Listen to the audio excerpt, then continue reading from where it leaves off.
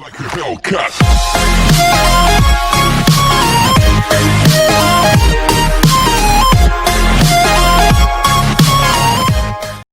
Hi student, आज हम लोग अपने नए टॉपिक के साथ आए हैं। हमारा आज का जो टॉपिक रहेगा वो triangle law of vector addition और polygon law of vector addition हम लोग बात करेंगे। तो student, parallelogram law of vector addition हम लोग पहले पढ़ चुके हैं, उसको हम ड्राइव कर चुके हैं। आज हमारे पास triangle law of vector addition की डेफिनेशन आएगी, आपको ध्यान से सुनना है। Polygon law of vector addition की बात आएगी, ध्यान से सुनेगा। तो हमारा कंसेप्ट जो रहेगा वो रहेगा triangle law of vector addition, law of vector addition. पूरी फिजिक्स के अंदर इसका इस्तेमाल होता है, इसलिए हमें ध्यान से सुनना पड़ेगा ये कैसे हमारे पास काम करेगा।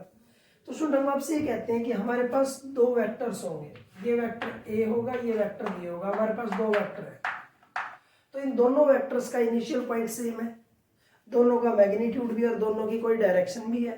तो इन दोनों वेक्टर से मैं क्या कर सकता हूँ, मैं एक ट्रायंगल की दो साइड बना दूंगा, ये ए और ये बी। जो साइड रहेगी सेम ऑर्डर में रहेंगी। अगर दो वेक्टर्स इनिशियल पॉइंट सेम है तो उनसे मैं क्या करूंगा, किसी ट्रायंगल की दो साइड बना दूंगा सेम ऑर्डर में, और उनका जो रिजल्टेंट आएगा वो हमेशा क्लोजिंग साइड पे आएगा, याद रखना है। और उसका जो ऑर्डर रहेगा वो अपोजिट रहेगा, ये बात वो करता है। तो यही आपको लैंग्वेज में लिखना है। If two vectors having same initial point with some magnitude and direction,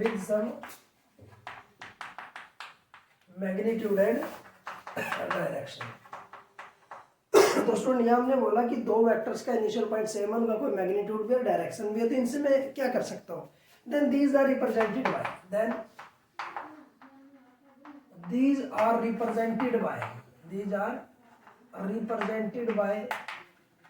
the two sides of the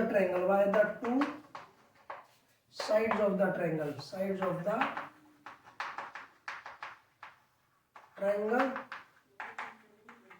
in the same order।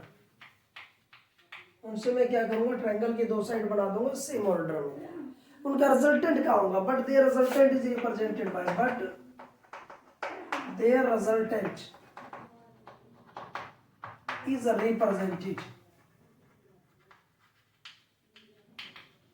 The third side. उनका जो रिजल्टेंट बनेगा वो थर्ड साइड पे बनेगा। Then the resultant is represented by the third side in the opposite order. Order जो रहेगा उसका क्या रहेगा, उल्टा रहेगा। ऑपोजिट ऑर्डर के अंदर हमारे पास ये बनेगा, ये आपको याद रखना है। तो ये ट्रायंगल लोग कहते हैं कि इनसे मैंने ट्रायंगल की दो साइड बना दी सेम ऑर्डर में, और जो रिजल्टेंट बनेगा वो कहाँ बनेगा, अपोजिट साइड में बनेगा हमारे पास। और अपोजिट क्लोजिंग जो थर्ड साइड में बनेगा और अपोजिट ऑर्डर में बनेगा।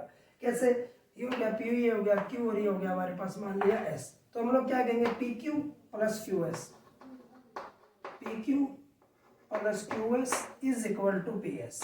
ये कहता है हमारे पास इन दो साइडों का जोड़ इसके बराबर होगा। तो ये कितना हो गया ए, ये कितना हो गया बी, तो ये हो जाएगा आर। तो स्टूडेंट, इसको हम लोग बोलते हैं triangle law of vector addition, याद रहेगा। अब कहते हैं polygon law of vector addition क्या कहता है, ध्यान से आप लोगों ने सुनना है। Polygon law of vector addition क्या कहता है, आपको ध्यान से सुनना है। देखिए student, polygon law of vector addition क्या कहता है। Polygon law of vector addition.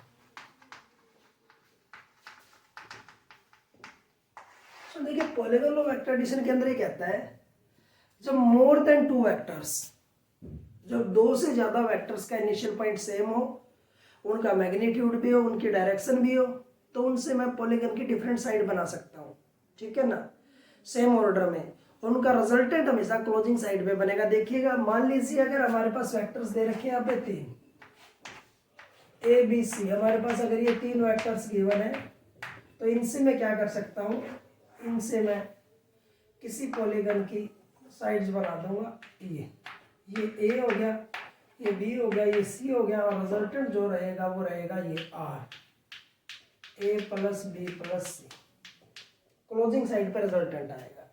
ऐसे मान लो हो सकता है कि हमारे पास चार वेक्टर्स हों, A B C D 4 vector है, तो इनसे हम क्या करेंगे, इनसे हम कोई भी ए vector, B vector, C vector, D vector, उनका रिजल्टेंट जो बनेगा वो बनेगा क्लोजिंग साइड के ऊपर आर बन जाएगा, A plus B plus C plus D. याद रहेगा स्टूडेंट। तो नंबर ऑफ वेक्टर्स की कंडीशन हमारे पास ये रहेगी। तो आपको याद रखना है, if more than two vectors, if more than two vectors having same initial point, having same initial point, जब दो से ज्यादा वेक्टर का इनिशियल पॉइंट सेम हो, with some magnitude and direction, with some magnitude and direction, उनका magnitude और direction भी हो। इसने कहा कि मोर than two vectors having same initial point with some magnitude and direction, then these are represented by, these are, इनसे मैं बना सकता हूँ, these are represented by the various side of the polygon। तो मैं पॉलीगन की अलग अलग साइडें बना सकता हूँ, polygon in the same order. उनका ऑर्डर क्या रहेगा, देखिए ऑर्डर का मतलब यह क्या है, सब देखो सेम चले हैं, ऐसे चले जा रहे हैं, सबका एरो मार्क एक लाइन से अक्रॉस चले जा रहे हैं इस तरीके से, तो ऑर्डर सेम है। इनका रिजल्टेंट क्या होगा, then their resultant is represented by, उनका रिजल्टेंट जो हम रिप्रेजेंट करेंगे, represented by the closing side, जो साइड बंद हो गया वो रिजल्टेंट को दिखाएगा, ये side. Then their resultant is represented by the closing side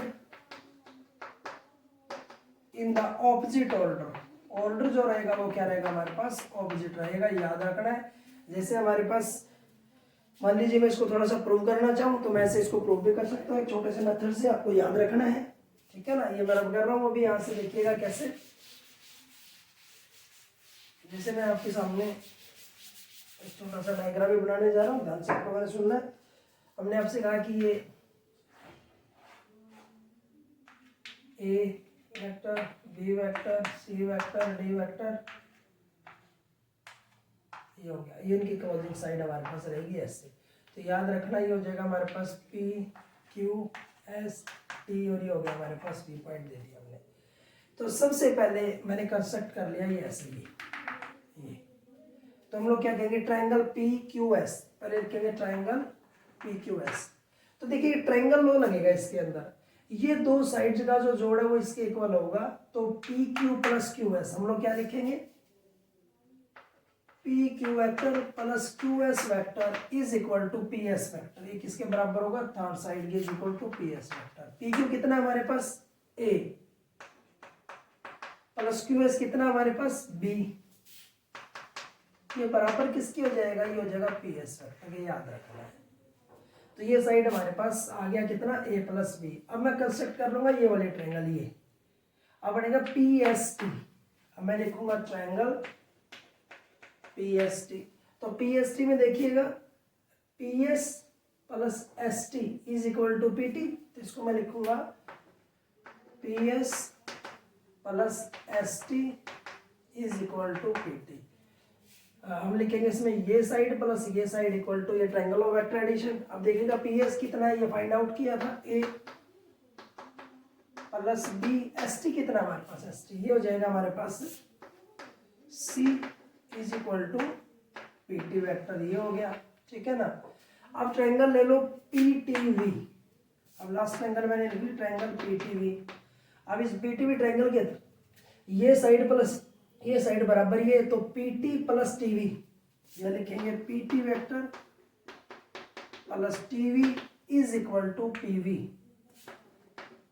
अब देखिएगा पी टी कितना हमारे पास, ये पी टी लाइन कितना हमारे पास, ये देखो ऊपर लिखा है हमने ए प्लस बी प्लस सी, और टी वी कितना है हमारे पास, ये हो गया डी, तो ये हो गया वेक्टर डी, ये बन गया। और ये रिजल्टेंट जो नेट है पी वी हमारे पास कितना हो गया, ये हो गया आर। इस तरीके से आप इसको दिखा सकते हैं कि हमारे पास जो सारी साइडों का जो जोड़ रहेगा वो किसके बराबर रहेगा, रिजल्टेंट आर के बराबर क्लोजिंग साइड के बराबर रहेगा। आज का हमारा टॉपिक था स्टूडेंट। नेक्स्ट वीडियो के अंदर हम किसी अच्छे टॉपिक के साथ फिर मिलेंगे। Thank you.